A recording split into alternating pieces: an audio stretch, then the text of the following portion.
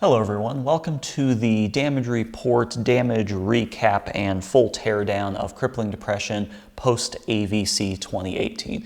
This should be a bit of an interesting video. I haven't actually done anything with Crippling Depression since AVC. I just kind of tossed it out here in the workshop, and this is my first time looking at it. I haven't opened anything up, taken a look at anything, so we are going to go through this journey together. I'm not really sure how long this video is going to be, but we'll see. For the first part of this video, what I'd like to do is kind of explain a little bit about the design, some of the changes that I made in this version. I didn't do a full video on this. There really weren't any drastic changes other than like the wedge and stuff and the overhead bar. I took a little bit of video footage before the competition, so I actually have some pictures and stuff of what it looked like before all this damage. So I'm going to start out with that, and then we're going to go into the full teardown and just kind of see where that takes us. So let's see what Crippling Depression looked like before all this lovely patina was applied.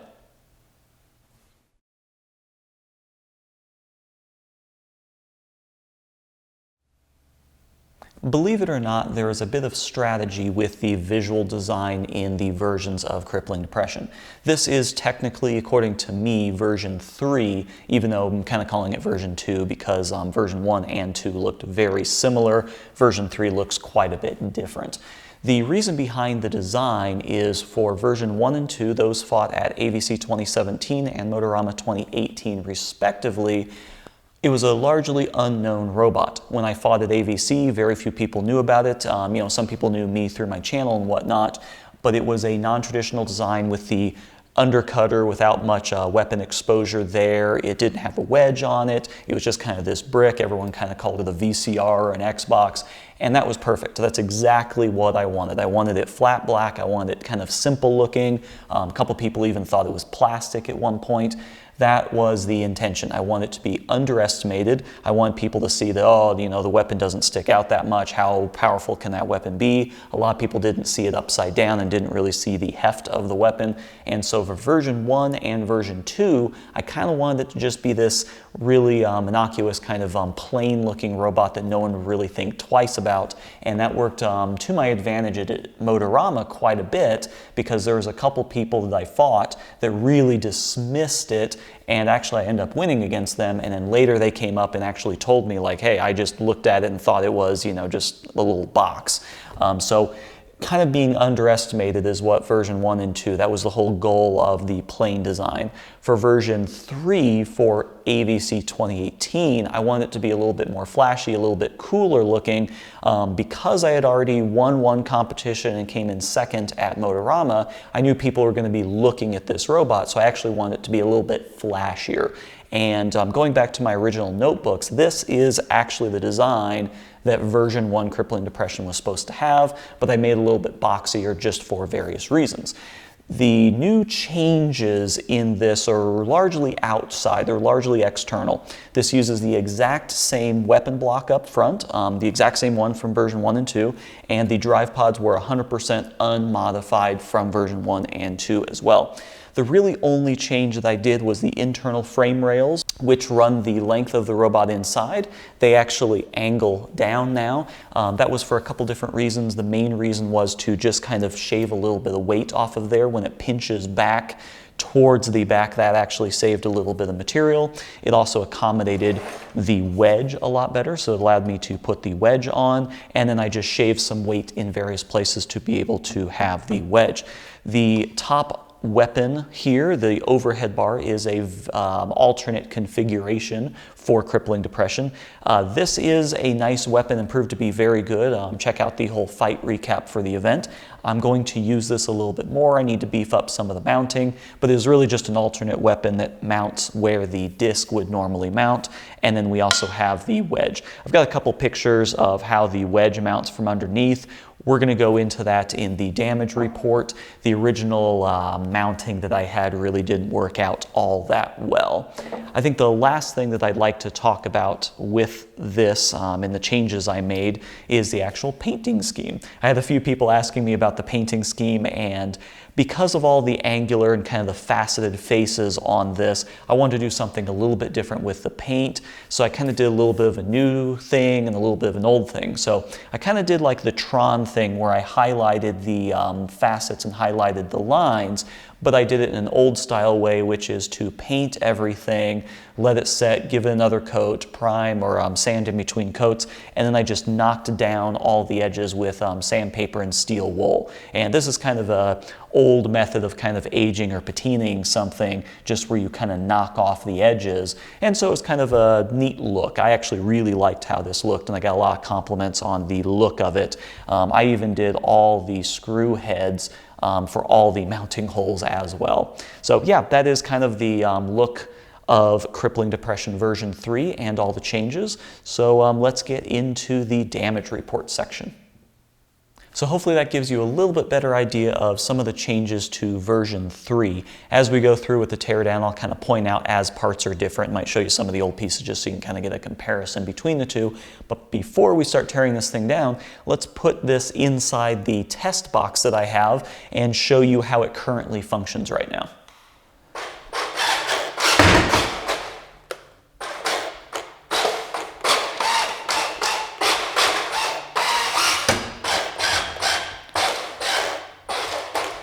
It's actually really difficult to drive around in such a tiny little thing. But as you can see, we can go forward, backward. Everything's working fine. I'm just going to do the quickest of weapon spin up just to see how this looks.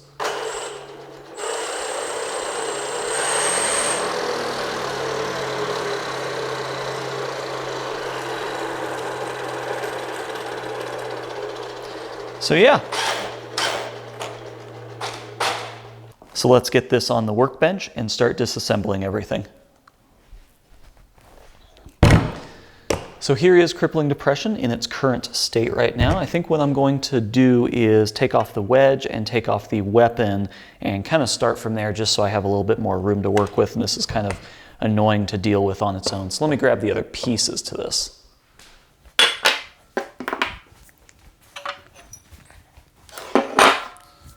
Okay, so yeah, let me take off this wedge and I'll talk about the wedge system and all that first, and then I'll take off the weapon. We can talk about anything that's not attached, and then just kind of dive into the frame and the chassis.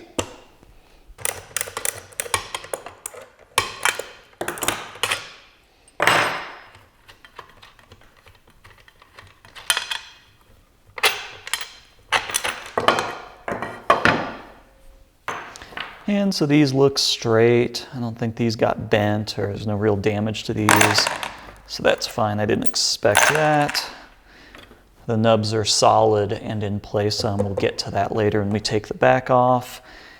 And then looking at the wedge, everything seems okay. These were the backup UHMW mounts. This was the original. So everything looks okay with the wedge. It's maybe the slightest bit bent, but that's not too bad. This is probably reusable as is. There's a little bit of a gouge when Yahoo hit it right there, but I can just kind of grind that down. Generally speaking, this looks okay, so I'm going to set this aside. So this is the original mounting. I had these aluminum crossbars that went through this, and might be a little hard to tell on camera, but this whole thing is really bent up. It's kind of bowed like that from the hit. So this will not be usable again, and I actually think the metal crossbars did me more of a detriment than good, so I'm probably going to get rid of these for the next design. The wedge actually just pulled straight out of here and sheared out all the threaded holes. But the UHMW looks fine, so I think I'm going to try something a little bit different on that. So moving right along. So let's see, let's talk about the main weapon disc first, and then I can take off that one, and we'll talk about that later. The weapon disc actually sustained some damage, nothing too bad. You can definitely see a few hits along this edge. It's a little bit rough, and there's a little chunk taken out right there, but the tip itself, let's see if we can get that good on camera, the tip itself actually suffered some damage. You can see it's pretty much chipped off right there, and then a little bit chipped off right there. I'm told that I can actually fill this in with S7 weld and then grind it down, so I'm not too concerned about that. I'll have to fix this weapon, and one of my others has a chipped tooth, so not too bad. That's pretty much to be expected going weapon to weapon. Okay, so let's talk about this front panel first. So this front panel was already pre-removed for me thanks to beam and iron sides. It was just kind of being held in by tape in the last few matches. And what's really cool about this piece is the two gouges right here. And if I go over and grab the weapon tooth, this is the actual weapon tooth from beam. This is what we hit tooth to tooth on, and this is actually what did the gouges. And it's really fun that this fits perfectly inside of there. It can actually kind of hold in place. So this was the tooth doing the gouges. And this front panel is 70-75. The rest of the frame is 60-61. And I'm not really sure how this would have fared if it was 60-61 instead. We've got a couple screws still in there. They're kind of just embedded. Everything else oddly looks okay. I just think it got a good cut on the side, as you can kind of see right there. It just got a good bite and just ripped the whole thing off. I'm going to see what these nuts look like inside to see if it just pulled the threads out. But this is actually going to get mounted and go on my wall. This is really cool. And another thing to note is it is completely bent up. Once I get this all apart, I'm probably going to grab my granite surface block and show you just how not flat a lot of these components are. So yeah, let's set this aside, and I'm going to start kind of disassembling the weapon section of this so we can get the weapon bar off.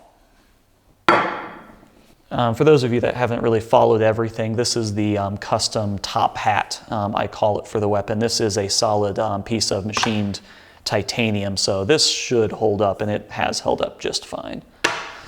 So now we might be able to flip this over. And we just need to undo these. No issues there. On my disc weapon, sometimes the impact would actually just completely flatten all the threads, but these actually look fine. I didn't take that much damage with that. And then this guy, this is going to be interesting to get out because this is really tight. There we go. So this kind of all came out as one piece. I'll just have to set that aside and look at that later. So here's the first of the tapered roller bearings, and let's see what these look like. That seems perfectly fine. I got no issues with that. It's a little greasy in there. And here's the bottom one, or I guess this is the top one. But there's, yeah, two tapered roller bearings sitting like that. Yeah, so these are both good, no issues with that. Looks like my belt is still okay.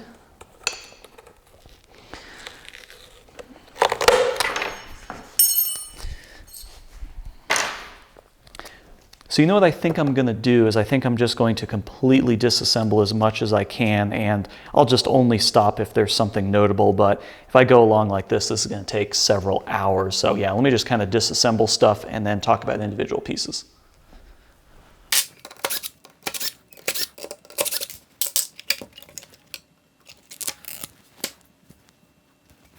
So I'm going to pause for 1 second to point out a couple interesting little things.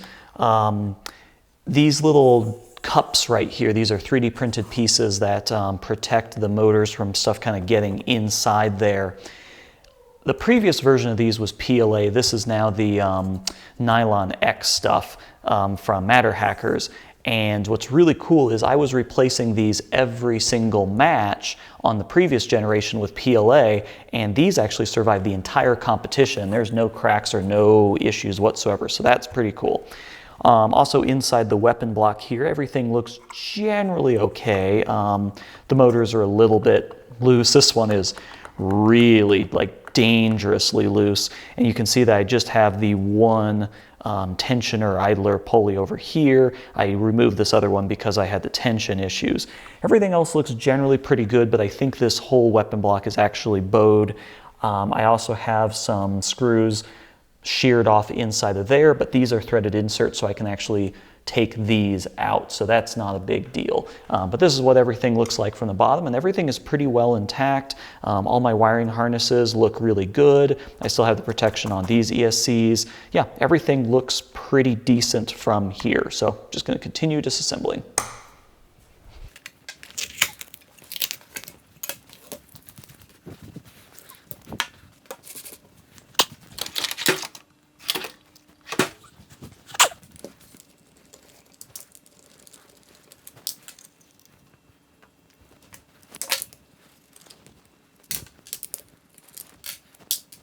So I'm working on removing all the electronics, so then I'm left with just the frame.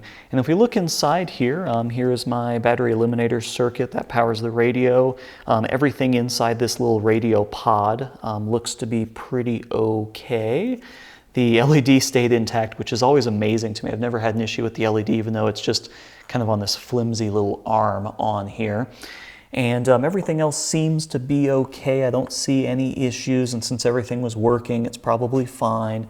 And also these little nubs, I call everything a nub, I guess. These little nubs kind of go here, and they just protect the wires from getting into the right spots. And these were also original pieces. This is Nylon X. These are like a fraction of a gram. They're very light, and these survive. So I'm really liking the Nylon X. Also, this piece, I would constantly have to replace pretty much every fight, every couple fights, and this looks perfectly fine with no issues whatsoever. So that's actually really nice too. So let's get all the electronics out of here, and then we can kind of take a look at the motors and take a look at the rest of the electronics.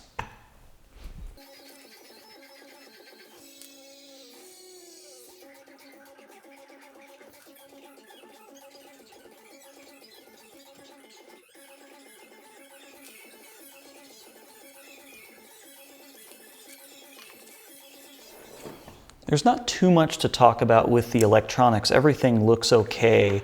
The heatsink fins are a little bent up on the ESCs for the drive, just on the one. There's like a little bend right there.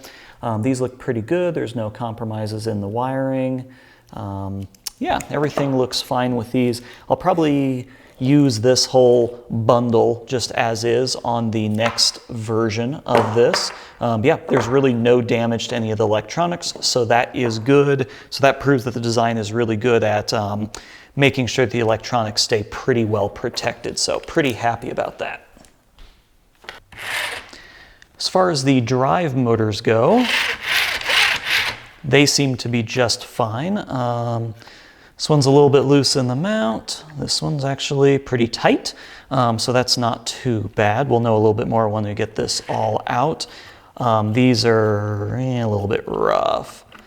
This one's actually not too bad, but this one doesn't feel, it feels okay. So let me pull the pulleys off of that and pull these out.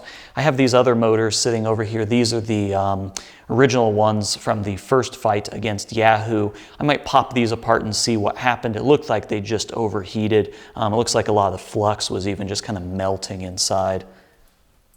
And there's a little bit of something's dangling inside there. And then the other one is also pretty crusty too. This one I had to cut the leads off of because the bullet connectors actually reflowed and desoldered. They just literally melted right off. So this was getting extremely hot.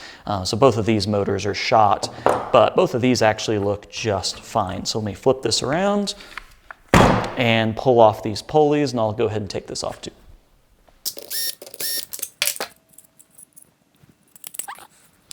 So I'm not sure how well this shows up on camera, but you can see that this motor has some lines or some scrapes along it, and I was trying to figure out what that was.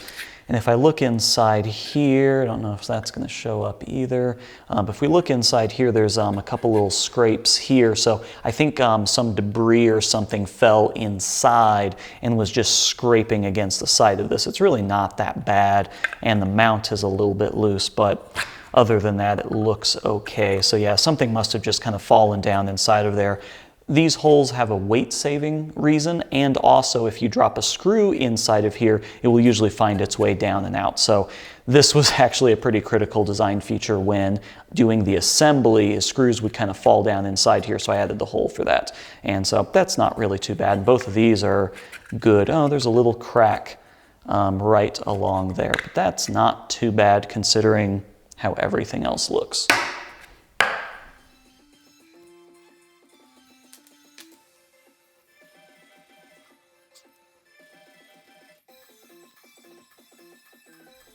I zoomed in a little bit closer to take a look at the motors. They seem okay. They've had a little bit of wear, but they're spinning nice and smooth, at least that one is. And let's see, this one, yeah, it's got a little bit crunchy. There just might be a little bit of debris inside of there, but not too bad. However, when we look at the faces of these, they tell a little bit different story. I forgot which one it is. I think it's this guy. You can see a little bit of remnants around there. The threads are coming out, and I'm not sure if this is going to show up on camera because this is really difficult, but on this one, these are the threads. Whoop, there we go.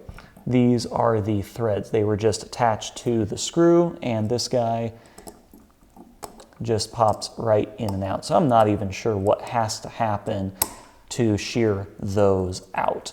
But unfortunately, yeah, this one is probably going to be dead. It looks like that one has some threads missing. So unfortunately, just the housing is missing some threads. If these were really expensive motors, I would probably go in and do like a helicoil or something like that in there. But these really aren't all that expensive, and these have been through a pretty hard fight. After I switched the motors out in the very first match, I switched over these, and these ran the entire competition. And this one is 1 and this one is 4. So these are actually original motors from the very first competition. So one of these ran all the way through Motorama, and one of these ran all the way through AVC. So they've been through quite a bit. And if we look at the pulleys, they seem pretty okay. I don't really see any issues with these. You can definitely tell that there was some rubbing on the frame. It's nice and polished, and this one's a little bit rougher. But generally speaking, these are just fine. I got no issues with these whatsoever. So thankfully, this all seems like it survived not too bad. They just might want to replace a couple motors for the next competition. I think the next step is to take off the outer frame so we can expose the actual drive blocks inside of here, and I can pop those out. So I'm going to try my best to get these outside panels off.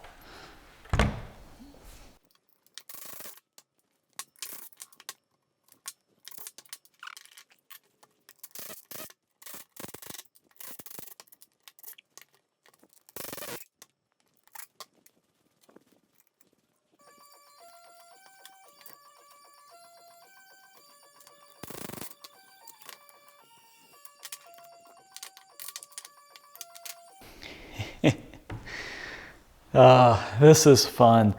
This is kind of why we do the sport. These pieces are just amazing. Let me see if I can get a better background or something here. Let me move some of this stuff away. These are just truly amazing. This is supposed to be straight. So let me put it right under the camera, straight on. I don't know how much you can tell this, but you can just see these lines. This is all supposed to be straight, and this whole thing is just torqued. That should lay flat on this table, and just to give you an idea how much it raises up, I can fit that entire pulley and that. I can fit quite a bit under that gap. I mean, I can fit a good majority of my hand, and that should be flat. It does kind of taper back a little bit, but not that much. So that is amazing. I love that. And then the other panel is pretty similar, not as bad. It has a little bit of English right there, just a little bit of a bend.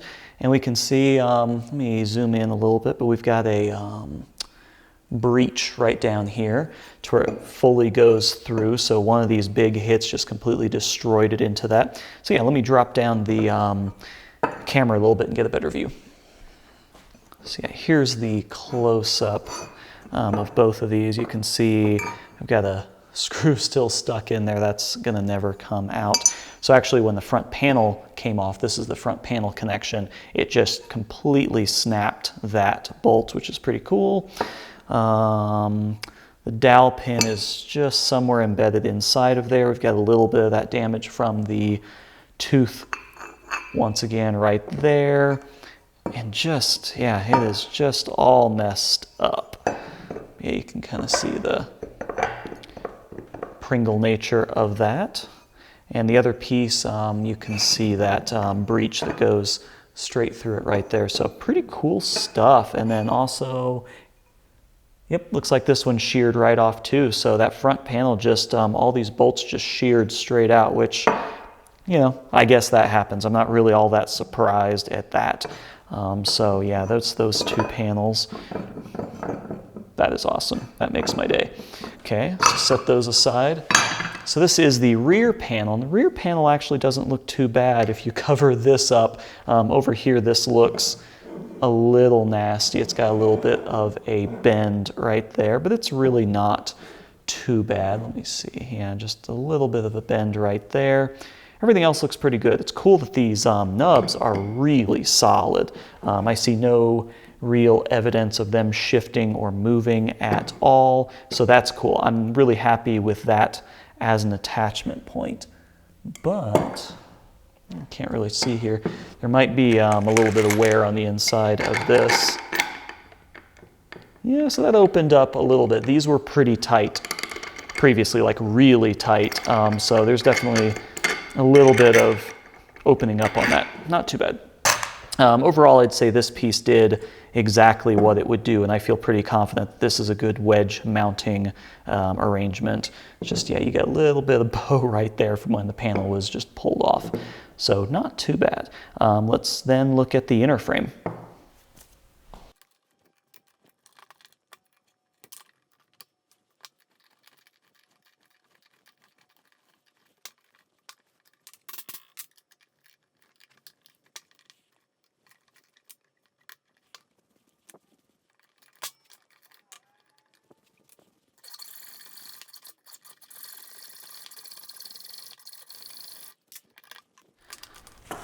I'm going to go ahead and start with the drive pods themselves, since they're right here.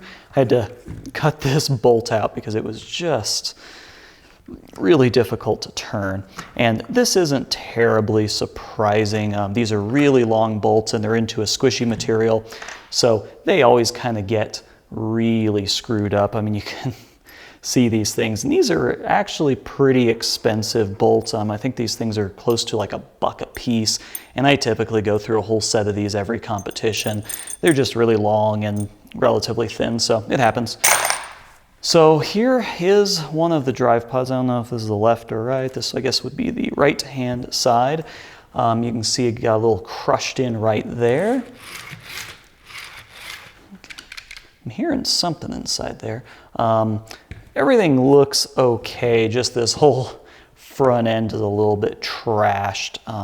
I will be redoing these. These have survived 3 full competitions now, so they deserve a little bit of a rebuild. But let's just do a quick open up and see how everything survived inside. Nice. So this is why I like doing enclosed drive systems like this. You can see that the wheel actually has a lot of damage. I did not expect that. The wheel has a cut there, gash there. Pretty much this whole thing is gashed up, but there's really no issues other than that. If I could pull this off. Bearing looks good. Wow, it got really cut up around there. Yeah, but everything else looks good other than this little corner being kind of shoved in. But this still fits in there, theoretically. Let's see if I can get it back in there.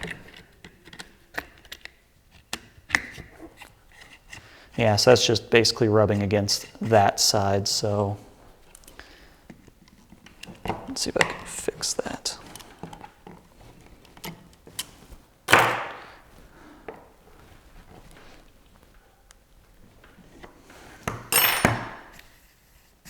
Yeah, so that's not bad. And then this is nice and smooth over on that side. So that is pretty okay with me. I'm just going to set this back together. Yeah, so I can't really complain there. I don't really see a big need to change a whole lot for the drive pods. It's just, you know, after 3 full competitions, they're going to take a little bit of damage. So no big deal there. And then let's go take a look at the other one.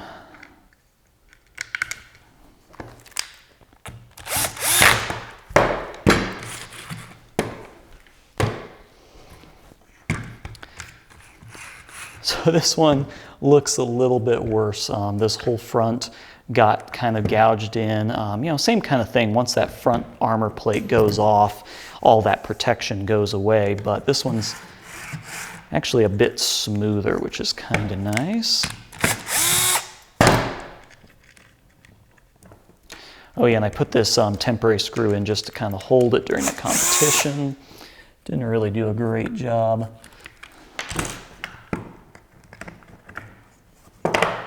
Same thing, looks pretty good. Yeah, everything is nice and tight and smooth. The bearings look good. Yeah, no issues here, so that's pretty cool. Took a lot of damage, but they still do kind of what they're supposed to do. Okay. This part of the teardown always makes me a little bit sad because when you get Crippling Depression down to the inner frame, it's just this sad little frame of metal, and it took a lot of damage. You can see this is kind of curving in. I think one of these was actually bent back in between matches. It might have been, you know, one of these. This is really cool. I'll do a zoom in here later, but this is the threaded hole for right here. I'm using all these square nuts, which most of them are gone at this point, but you can see it broke right there. So that's maybe something I need to start thinking about. But I can even see some of the half threads, and that is where the square nut would go right there. So yeah, let me zoom down a little bit and get a closer detail of this.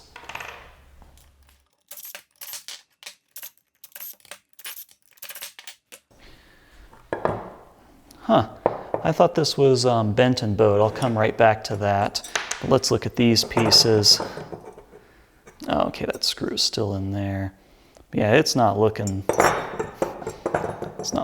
so good. And then this one is kind of missing a piece right around this region. Yeah, that should be something there. Other than that, really not too bad. Yeah, I mean, they're pretty well trashed, I guess. Lots of bowing. It just, when that front came off, all of Beam's hits were hitting right in the front and just destroying the internal frame. So not a whole lot I can do about that. So the good old weapon block. This is one of the pieces that I just don't want to keep remaking after every competition. And, you know, from the initial images, it looked like it was actually bowed like this. But I'm not really seeing that now that it's out. It kind of looked like the motors were bending in, but that might have actually been because they were really loose. But this looks like it could still fight another day.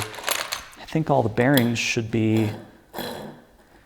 Oh, that's actually a little bit rough. It's usually not like that. Let's try the other one. Yeah, maybe it just needs a little bit more lube in there. Let's try the bottom. Yeah, I think that's just, it needs a little bit more lube. This is pretty dry, so that maybe could be part of an issue. But other than that, this looks not too bad. Let me grab the granite block.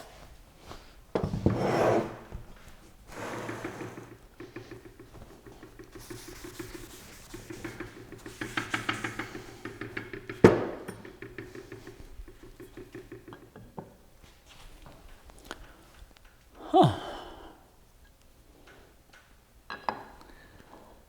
There's not really a good camera angle for this. There is a little bit of bend. It might actually just be this edge over here. That's not really going to tell me anything. But from the back, From the back it looks really good, and if I look at it from this angle, I really don't see any issues. It actually looks perfectly clean and flush right along this whole edge. But from the front, I'm getting a little bit of a bump. It feels like maybe right along here. So actually I could be held up on something there or there. But yeah, this isn't too bad. I think this could be a backup for me as long as I don't make any drastic changes to this. It seems like it is pretty well intact, not bad. But you can see we've got, let me flip it around this way. There were some hits along the front when that front panel left, and you can see this is kind of bent in just a little bit right there, and we do have a nick there, but everything else looks like it survived just fine. So I can probably use this weapon block again, no problem. I made a couple small changes for the, I guess this is the weapon hub or weapon pulley.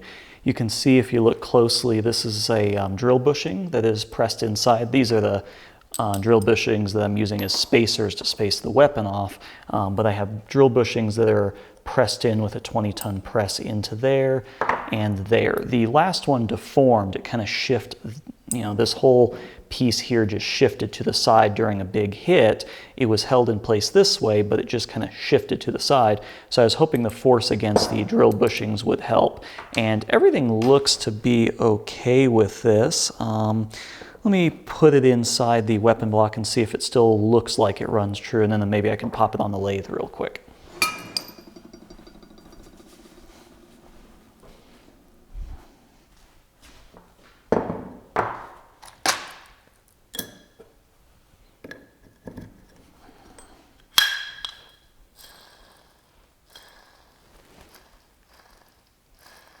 Yeah, that looks pretty good. I don't really see any major issues with that.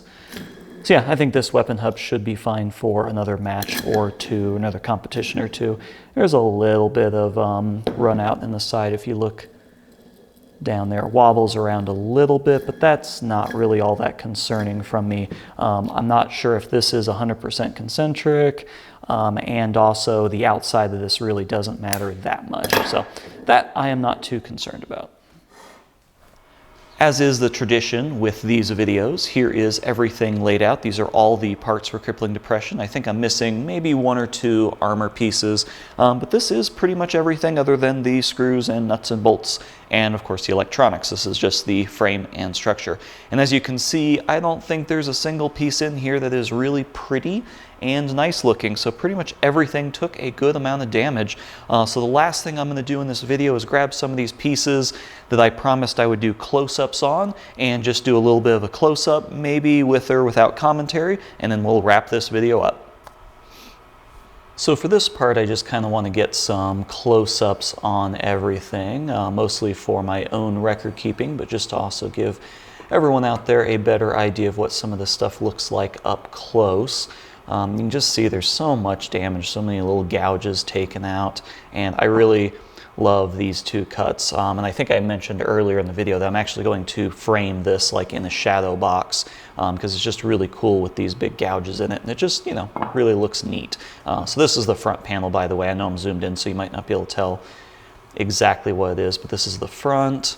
If I flip it over, really not a whole lot, just some gouges taken out right there, and you can see the whole thing is kind of bowed up like this. Yeah, that's about it for this piece. Here is one of the side panels. This is the one where it actually breached right through, so you can see it just punched right through, and then this hole was just kind of split right out. On the other side, here's what that hit looks like. It's just completely mangled. It's weird to see metal or aluminum do something like that. And the other side panel's pretty similar, just got hit right there.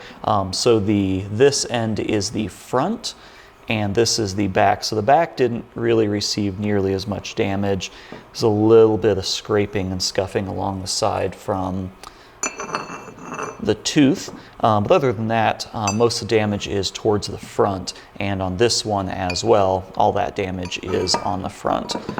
So that's what the fronts look like, and that corresponds to the damage on the one side and the other side of the front panel. And here are the internal frame rails. One really interesting thing here that I'm going to try and see if I can show on camera. You notice some dimpling right here, here, here, and there. That is actually from the drive pods. It's these screws right here. So these screws, that goes through like that, and it actually shifted so much inside that it actually dented along there. And if we look really closely, maybe on the other one, yeah, on the other one, let me see if I can get a shot of this. Right in here and here, you can maybe see there's actually an imprint of the screw threads. You can see like right there, that's the screw threads. They pressed so hard up against the inside that it embedded the threads in, and this is a good one right there. I'm doing this in mirrors, so it's kind of hard to move stuff around, but yeah, that's the screw threads. So when that drive pod shifted around, it actually left threads on the inside of these. So that is pretty cool, I think. Let's see, what else on these? Yeah, you can see this one is missing that piece. That was just sheared off. And what I was talking about earlier, there's a weak point right there because relatively thin wall, and then the same goes for up here. I don't have this piece anymore. And you can see that is where the square nut was, and you can see a little bit of the threading. This isn't threaded, but just the pressure of the screw pressing against it created some threads there, and that's the little dovetail that locks into the front plate. So I don't know, these maybe need a little bit of attention for the next version.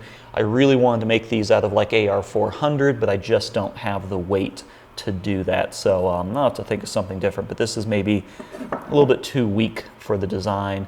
You can see it kind of wobbles around a little bit. And then this one's interesting. You can kind of see a line right here and right here. That corresponds to the weapon block where it mounts. So it held tight against the weapon block and then just curled out away from it. So yeah, pretty interesting stuff.